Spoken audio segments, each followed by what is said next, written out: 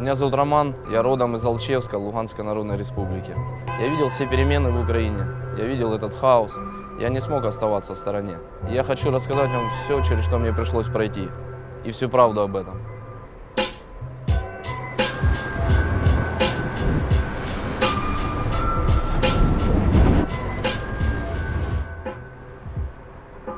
Все началось очень быстро, как и дальше развивалось.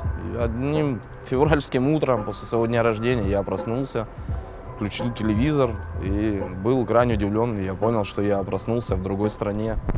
Зобов'язалися повернути Конституцію 2004-го і провести нові президентські вибори до грудня 2014-го. Крім цього, Рада повертає Конституцію 2004-го, відправляє у відставку міністра внутрішніх справ Захарченка, дає волю Юлії Тимошенко. Люди прекрасно видели, да, что происходит в Киеве, Майдан, что происходит в других областях, как насильственно захватывается власть в остальных областях. Там, да, даже никто не интересовался, согласен ли с этим народ, не согласен. И на мое удивление, вот жители Донбасса очень быстро самоорганизовались. Были образованы дружины, списки, контакты телефонов. Пытались люди максимально себя обезопасить проникновением вот этих националистических, нацистских, даже скажем, движений, которые разъезжали по областным центрам, там, по другим городам, захватывали областные советы, здания областных МВД, СБУ, ну, тем самым уже заблаговременно вооружаясь. Я генерал Крутов, руководитель антитеррористической операции. Вопрос! Где террористы? Покажите, где террористы? Покажи! Все действия Украины заключались в том, что происходили регулярные обстрелы. Та же водная блокада, да, тот же Алчевск, откуда я. По сей день там очень тяжелая ситуация гуманитарная с той же водой. Пережили блокаду экономическую. Люди были лишены социальных выплат, пенсий, бюджетники были лишены зарплат. Украина сделала все, чтобы вода не поступала в этот регион. Мобильная связь, банковская система, система образования. То есть, в принципе, Украина сама от себя отторгла эту территорию. С тем же электричеством. То есть, ну, они делали все возможное, что было в их силах, чтобы жизнь на Донбассе была невыносима.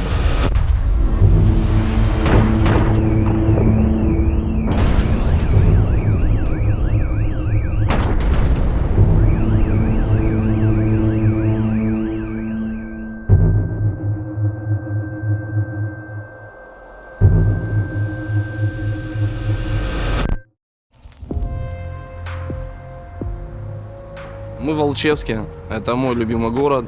Я здесь родился, вырос.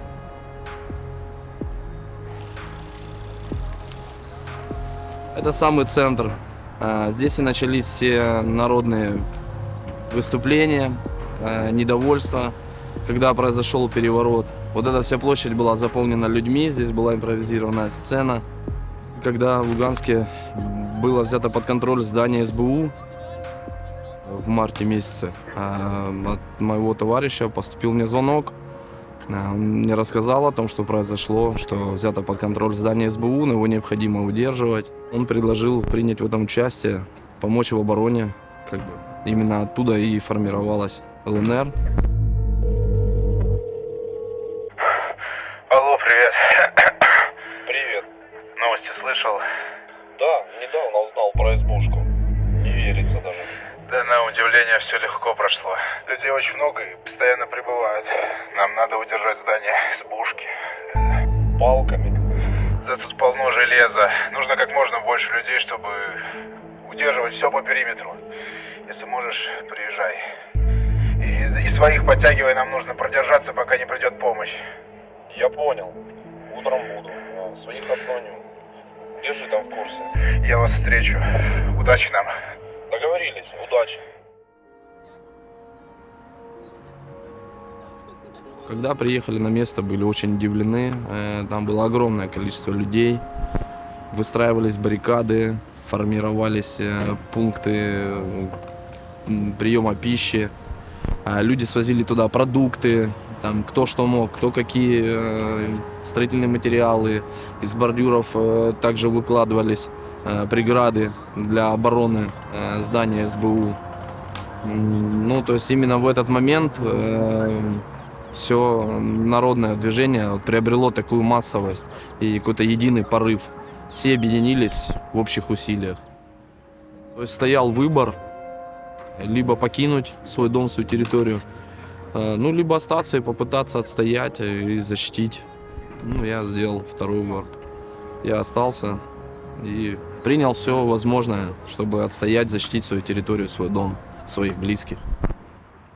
Давай, пацаны, за Россию, за дедов, за Донбасс!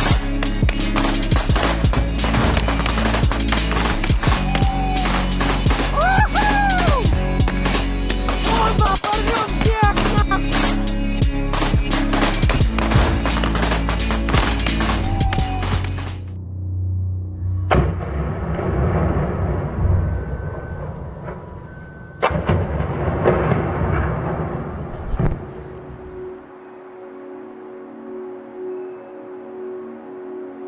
Долгий период ЛЧС не подвергался обстрелам, так как линия фронта была достаточно отодвинута. Но с появлением Украины американских систем, ну, в том числе «Хаймарс», периодически ЛЧС начал подвергаться обстрелам, которые происходят систематически, в принципе, с начала СВО. Здесь просто общежитие. Жили мирные люди, трудяги, библиотека. Да, там перед этим мы видели гостиница. Ну, это же явно не военные объекты. Ну и, к сожалению, страдают ни в чем не повинные мирные люди.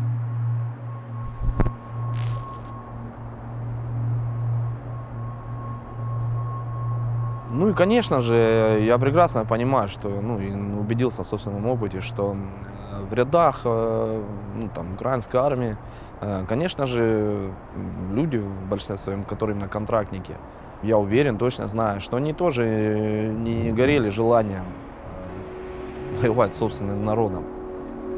Ну, в подтверждение тому могу рассказать, что на одном из блокпостов на Бахмутской трассе, ну, в порядке вещей были вечерние встречи на нейтральной территории в посадке с распитием даже некоторых алкогольных продуктов и обсуждение обстановки, ситуации. Они охотно делились, кто конкретно производит обстрелы там из минометов, где находятся позиции национальных батальонов. Обговаривались даже условные обозначения, как друг другу сообщать о готовящихся обстрелах. Но они объясняли, что, и, конечно же, они боятся того, что за невыполнение приказов их могут осудить, что они контрактники. Ну, дословно звучала фраза, говорит, если пойдете в наступление, мы будем отступать, только в спины не стреляйте. Ну, а пока мы не можем отойти, мы вынуждены выполнять приказ. Ведь можно же было, если бы государство украинское преследовало цель, да, там, отнести с пониманием каждому региону, то можно было же дать право Донбассу на самоопределение. Предлагались же варианты автономии определенной, предоставления определенной автономии Донбассу. Ну, я считаю, что украинское государство не преследовало цели там, понимания найти, миролюбия. Я считаю, что такой силовой сценарий был изначально задуман, и вряд ли даже задуман именно властями Украины, а был надиктован извне, ну, стран Запада.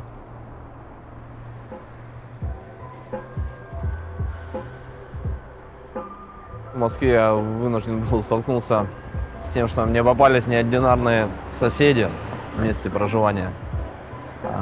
Первый же день, когда я приехал на расселение, первое, что я увидел в тамбуре, пластиковая желто-голубая табличка, на которой было написано «Слава Украине». Мои сожители оказались из Хмельницкой области Украины. Неоднократно они поднимали тему того, откуда выходец я, откуда они. Один из них признался в том, что он являлся волонтером в АТО, принимал там непосредственное участие. Но это все не самая большая проблема. Этот факт в очередной раз просто подтверждает искусственно созданного вот этого всего украинства, враждующего с русскими. То есть участие в том же АТО И то, что они такие украинские патриоты, им этот факт не мешал ездить спокойно в Москву, зарабатывать деньги.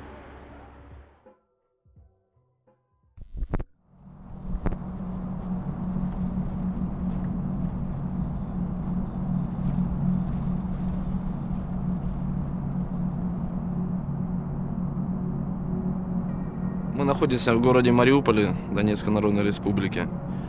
Здесь везде можно увидеть следы, результат прошедших боевых действий. Но город находится в стадии восстановления ускоренными темпами. Я очень рад, что мне выпала возможность принять в этом участие.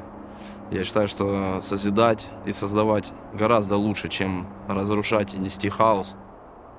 Я хочу пожелать всем скорейшей победы, скорейшего завершения боевых действий, достичь всем взаимопонимания, и чтобы наконец-то наступил мир.